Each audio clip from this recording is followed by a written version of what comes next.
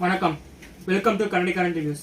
நம்ம திரைவிமர்சனம் நிகழ்ச்சியில் எந்த படத்தை பார்க்க போறோம்னா, டைரக்டர் சங்கர் இயக்கத்தில் ராம் சரண் நடிச்சு வெளியிருந்திருக்கிற கேம் சேஞ்சர் படத்தை பற்றி தான் பார்க்க போறோம்.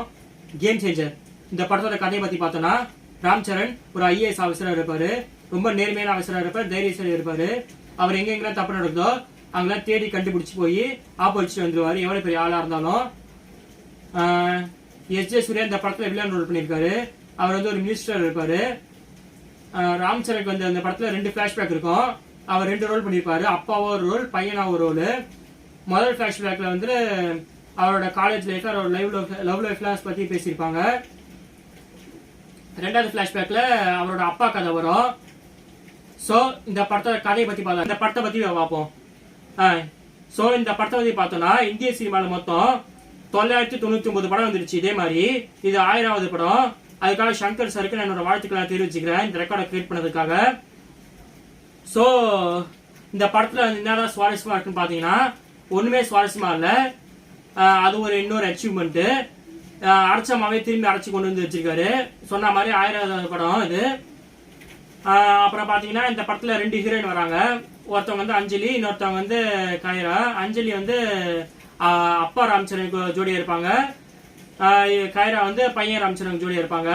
இந்த கைரா வந்து எதுக்கு வராங்கன்னே தெரியல. 4 பாட்டு இருக்கு அவங்களுக்குன்ட்டு. 4 பாட்டுல ஹீரோ டான்ஸ் ஆடினாங்க, பேமெண்ட் வாங்கிட்டு கிளம்பிட்டாங்க. அஞ்சலியோட ரோல் வந்து ஓரளவுக்கு ரசிக்கிற மாதிரி இருந்துச்சு.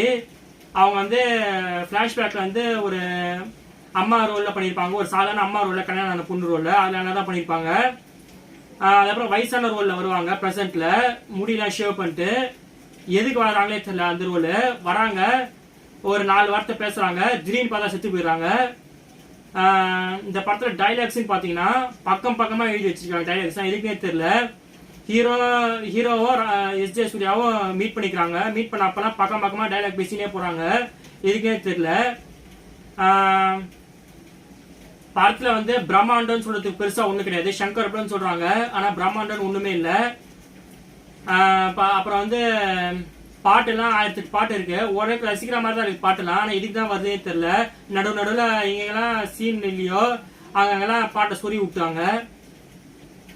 பத்தாததுக்கு ஆல்ரெடி இந்த படத்தை பார்த்து வெந்து புண்ணாயின்னு வந்து போய் உட்காந்துருக்கோம். இதுல பத்தாததுக்கிட்ட காமெடிக்குன்ட்டு சுனில கூட்டு வராங்க.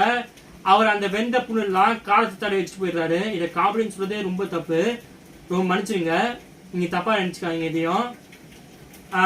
பார்த்ததுக்கு S.J. சூர்யா பத்தி பார்த்தோம்னா, S.J. சூர்யா வந்து இந்த படத்துல ஆஸ் யூஷுவல் எப்படி மற்ற படத்துல எப்படி வில்லத்தனம் பண்ணுவாரோ அதே மாதிரி இந்த படத்துல பண்ணி வச்சிருக்காரு. இந்த படத்துக்கு வந்து 50 out of 100 தரேன். இந்த படத்தை வந்து இந்த படம் வந்து சங்கர் படம், கார்த்திக் சுப்ராஜோட கதைனால ரொம்ப பெருசா எதிர்பார்த்து போயிடாதீங்க. இது ஒரு சாதாரண மொக்க படம், அவ்வளவுதான். தேங்க்யூ.